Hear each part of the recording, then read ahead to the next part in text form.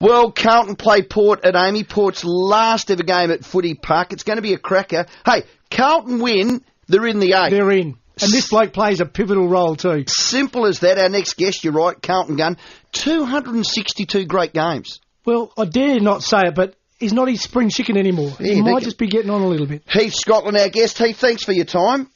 G'day, boys. How are you? And there's no pressure, but it is as simple as that. Win, you're in the eight. Yeah, it is. Look, I suppose the year to date hasn't been exactly how we would have planned, and we found ourselves last week in a position where after the game that we couldn't make the finals, but luck fell our way, and we get a unique situation. We get another opportunity, so it's fantastic to have, and we just got to make the most of it this week to get in. Team looks a tad banged up. I know you've got a quad. We'll ask whether you're playing this week. Cruiser might be back, but you should get a few back this week, Heath. Yeah, we should, and I suppose, look, you speak to any player and any team this stage of the year, there's always a few bumps and bruises and knocks that blokes have been carrying that start to get a bit sore, but, with the spring and the step from the players, knowing that we've got another game and another chance to play finals, them injuries or them sore spots are a little bit better this week, so, yeah, we will get a few back and hopefully, we can play well and gain some more again the following week. Hasn't been an easy year for you, has it? No, it hasn't, and we've probably played consistency in terms of our games from our best to worst has been a little bit better. I think we've made improvements there, but look, we've dropped a couple of games we should have won, and some close games. So we just got to find a way to get over the line in them games, and it could have easily been a completely different season. But look, we found ourselves in a position now where we get a second opportunity, and we're keen to make the most of it. As tough as the year's been, it looks like you've got a lot of players some game time that maybe haven't had a lot in previous years. So I guess if there's one bonus, you've been able to get some miles into a few blokes. Oh, that's right, and it's not an excuse, but but it is probably a little bit of a factor. Not that it's played on the players' minds, but a new coach, it does take a little while to settle into a game style, and we should have adapted, and no doubt we should have won them games to achieve the position to play finals. But that is a reasoning maybe why things haven't clicked. But we feel like we have made some improvements, and our makeup of our side is different from last year, and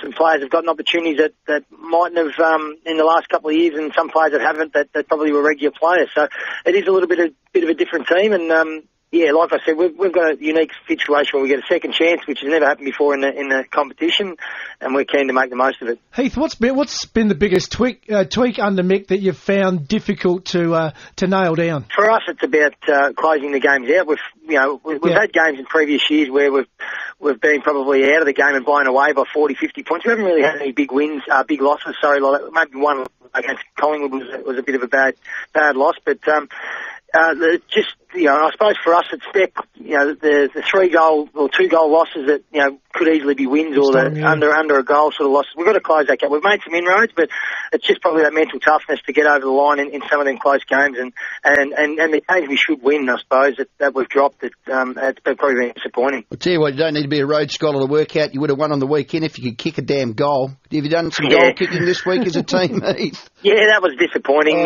We felt we played pretty well, really. I know we've copped a little bit of a bake and a bit of criticism, and the coaches gave us some good honest feedback. But if we kick straight, 22 behinds, I think it was. If we kick most of them, or even half of them, we close out a game pretty easily. So I think for most of the game we're pretty solid, we're pretty good. It's just our conversion rate really hurt. Your stats aren't flattering with your leg, are they, this year? I mean, always see Carlton as a team that does kick the ball nicely, but it's let you down on more than one occasion this year. Yeah, and, it's the old saying, that, bad kicking's bad footy, and when you get an opportunity, look, the game's so fast, and the pressure and the intensity so high at the moment that, and it's increased. I've found it year to year that you do, a lot of players that probably haven't set shots, under a bit of fatigue, but you just got to make the most of the 30 seconds you got and really, suck in the air and make sure you're composed to nail the goals, because if we are missing goals, it makes it a hell of a lot harder for your teammates, and it is a little bit deflating when you've done all the hard work to get into that position to kick the score and you miss, and it lifts the opposition too. So it's important as ever, goal kicking, and we've got to make sure we're kicking straight in the weekend. Hey, Heath, probably easy for a young bloke to adapt to the way the game's changing at the moment. For older fellas, it can be a little bit more challenging. Have you found it challenging or not? I mean, it doesn't appear to be, but just wonder how you're finding it. I think every year throws up up its challenges, and probably for me this year, personally, it's the first year I probably had to really battle with ongoing injuries, more so than any other year, and that happens with a bit of age. So to adapt to that's been hard, but look, the good thing about it is, a young group like we've got, it keeps you fresh and keeps you, mentally in tune and competitive, and, I like to feel that, from a personal note, I feel like I'm adapting quite well to as a game from year to year, and, the speed's always getting quicker, but, I suppose now with, the rotations for us have probably come down a little bit this year, and it's going down next year. It'll probably help for the guys that can just grind out a game a little bit. You're on 262 games. You got your eye on 300? Oh, no, I won't get to 300. Look, I'm hoping, I'm not sure about, next year or whatever. I've left it with Mick at the moment. And we'll sit down once the season's finished, to be honest. I'd like to probably go on, but, I've got a few things to go through medically to make sure my body may be sound next year. And if that's okay, it'd be great if I can get another year. And if not, I understand that, my time might be up. So it's something that I'll address with Mick. And I've spoken to him a few weeks ago about, we'll talk about it once the season's wrapped up and go from there. So, yeah, look, not sure what the future holds, but, we'll see in a few weeks' time. Heath Scotland, our guest from Carlton. We speak to Mick every Tuesday. Great fella to talk footy with. We think he's mellowed out a bit. It's your first year back with Mick Malthouse because you had him at Collingwood. Has he changed, or he can still give a mean spray, Heath? Yeah, look, I would like to. Probably first half of the year I was telling boys he's mellowed it a lot, but geez, the last couple of weeks with some poor losses, he's as angry as ever. So, yeah, look, he's changed a little bit, definitely mellowed a little bit, but, he's a competitive animal, Mick, and doesn't like to lose, so you see the fierceness come out in them situations, but, he's very calculated as well, so, I've been really enjoyed being under him again this year, and so have the players, so it's been a really good learning year for us, and hopefully we can build, and we've got still some good football to play, and really spring into, hopefully finals and next year. You're confident of playing well at Amy? History says it's not a horror ground for you. It is for some teams, but you've had some reasonable wins here ever since the first time Carlton stepped foot on this ground back in 1991. So it doesn't hold too many challenges for you. Yeah, look, we like playing on Amy, and it's not a far travel for us. It's not a long trip. So, and the ground itself is a really good ground. We really enjoy playing on it and play good football there. We feel. I suppose Eddie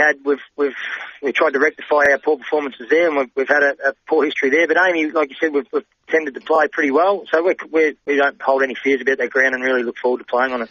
Well, you'll be the last AFL team with Port to play there. Now, listen, your good mate, Cade Simpson, right? He's on a mission to raise 10 grand to support Down syndrome, a terrific society to support. He's got that big Ned Kelly beard. Now, before the game on Channel 10 grand final episode, he wants to raise as much money as he can. So get onto the Carlton website, carlton.com.au, follow the links. He wants to shade that Ned Kelly off. What do you got to say about that, Heath Scotland? Yeah, he needs to. I think his old mate Brad Fisher's hiding in there somewhere, so he might pop out at some stage. Well, I reckon a swallow's going to fly out of there. I hope it's not a good omen for him, because he's having a fantastic year with it. So, I suppose if he shows it off and doesn't get a kick next year, it'll be quick to come back. But, look, it's a great cause, and he's really worked hard on it since about September, October last year. He started growing it, so it's been a long process for him, and look, a great charity to give it to. So hopefully we raise the money pretty quickly, and it's a good cause. Mate, you've had a terrific year. I hope it goes well with you with the negotiations with Mick. We speak to him every Tuesday. We might have a little whisper in his ear. Mate, thanks for your time. No worries, boys. Take care.